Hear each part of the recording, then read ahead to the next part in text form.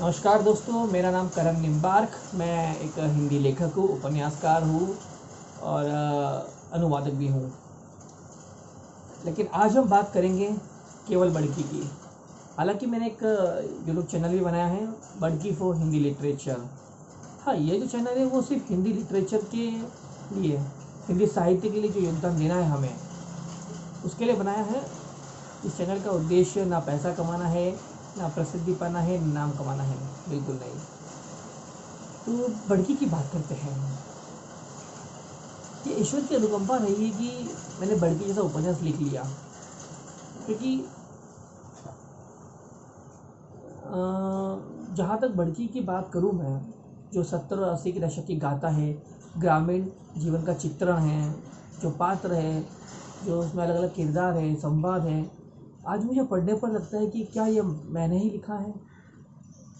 और देखिए, भगवान की कितनी अनुकंपा है मुझ पर कि बड़े बड़े दिग्गजों ने इस उपन्यास के प्रकाशित होने से पहले आशीर्वाद दिया है।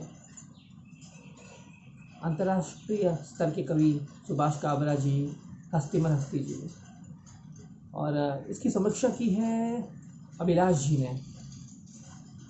मित्रों, आपने वो गीत सुना होगा, इतनी शक्ति हमें देना दाता कि मन का विश्वास कमज़ोर होना। जी हाँ, उसी के रचनाकार, महान रचनाकार का नाम है अभिलाष। उन्होंने इस बड़की उपन्यास को पढ़ा, 15-20 दिन तक अपने पास रखा और उसके बाद उन्होंने इसकी समीक्षा की। उन्हें ये उपन्यास बहुत पसंद आया है। तो इसकी शुरुआत हुई थी 2013 से। हम एक डॉक्यूमेंट्री फिल्म के लिए लिख रहे थे, तो डॉक्यूमेंट्री फिल्म के लिए स्क्रिप्ट लिखी, ऑडिशन भी शुरू हो गए थे, पर पता नहीं किसी कारण से वो डॉक्यूमेंट्री फिल्म बन नहीं पाई। उसके बाद साल दर साल बीतते गए, मैं भी इस चीज़ों को भुलाता गया। बड़की जो लघु कथा थी, जो डॉक्यूमेंट्री की स्क्रिप्ट थी, वो कहीं एक कोने में रखी थी मैंने।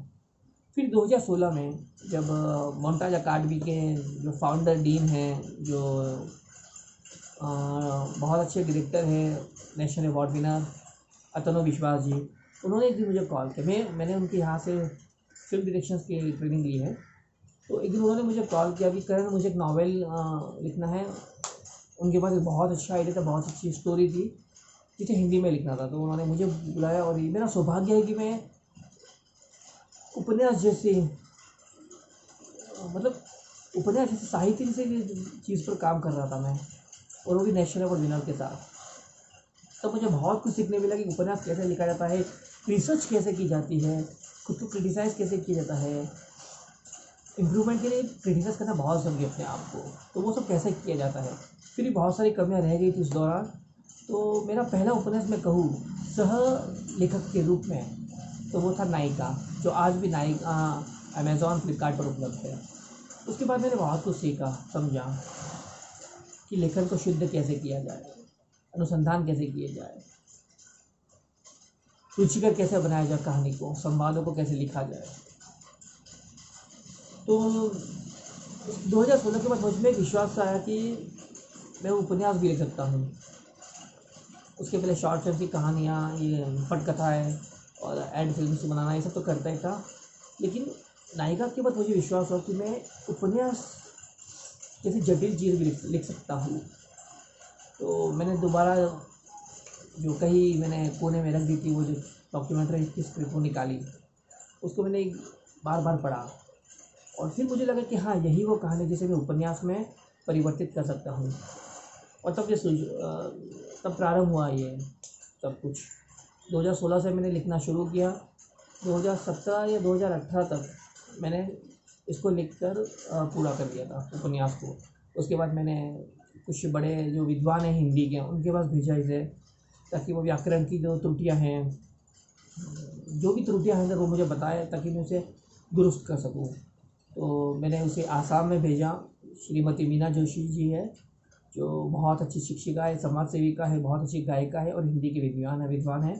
तो उन्होंने मेरे उपन्यास को पढ़ा, जांचा और जो भी त्रुटियाँ थी मुझे वापस उन्होंने बताई। इसी तरह फिर राजस्थान में पाली से श्रीमती रश्मि वैष्णव जी है, जो मेरी बहन भी लगती है, और वो भी हिंदी की बहुत बहुत विद्वान है। उन्होंने भी जो त्रुटियाँ थी बताई। उसके बाद मुंबई से ही है, SBI फंड मैनेजमेंट में वाइस प्रेसिडेंट के पद पर कार्यरत है। कौशिक साहब, राकेश कौशिक जी, तो उन्हें भी हिंदी का बहुत अच्छा ज्ञान है और वो खुद इतनी बहुत क्रिएटिव और रचनात्मक व्यक्तित्व है।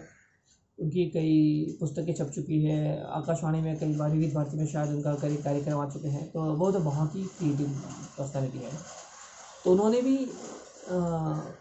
जो प्रूफ रीडिंग का काम था वो संभाला। जैसे 3 दिग्गजों ने पहले इसे संभाला है, फिर 3 दिग्गजों ने आशीर्वाद दिया है, तब जाके बढ़के पूर्ण हुआ और अब भी एक अंतिम चरण पे कार्य चालू है और शीघ्र ही जुलाई अगस्त में ये आपको पढ़ने मिल जाएगा। और दोस्तों, आजकल क्या हो रहा है कि जो भी नए लेखक हैं उनको जो बड़े बड़े प्रतिष्ठान हैं, बड़े बड़े पब्लिकेशन हाउस डेफिनेटली वो अवसर देते नहीं हैं। तो मैंने भी सोचा था कि मैं भी सेल्फ पब्लिशिंग ही कराऊंगा। सेल्फ पब्लिशिंग, तो इसी चक्कर में मैं बहुत सारे हिंदी पब्लिशर्स को ढूंढ रहा था। तभी मुझे पता चला राजमंगल प्रकाशन के बारे में, जो अलीगढ़ उत्तर प्रदेश से है। तो मैंने उनसे पूछा क्या प्रक्रिया वगैरह है, तो उन्होंने कहा कि जैसे आप अपनी पांडुलिपि हमें भेज दीजिए, हम पढ़ेंगे और हमें अगर अच्छा लगा तो हम इसे छापेंगे। तो मैंने सोचा कि तो सेल्फ पब्लिशिंग नहीं हुई, तो जो पारंपरिक तरीका था वही हुआ और यहाँ मैं पता नहीं कितना फिट बैठता हूँ। हाँ, मुझे अपने पर विश्वास है, पर देखा जाए तो ये पहला उपन्यास, पूर्ण रूप से पहला उपन्यास तो मेरा यही था, क्योंकि विचार यह मेरा था, सोच मेरी थी, कहानी मेरी थी, संवाद मेरे थे, अनुसंधान सब कुछ मेरा था। तो पहला उपन्यास पूर्ण रूप से यही था मेरा। तो मैं थोड़ा हिचक भी रहा था कि पता नहीं उन्हें कहानी पसंद आएगी या नहीं। तो मैंने भेजा, इन्होंने ईमेल की पांडुलिपि के कुछ अंश उन्हें ईमेल किया और साथ में यह भी लिख दिया कि आप जितना शीघ्र हो सके मुझे इसका उत्तर दीजिए।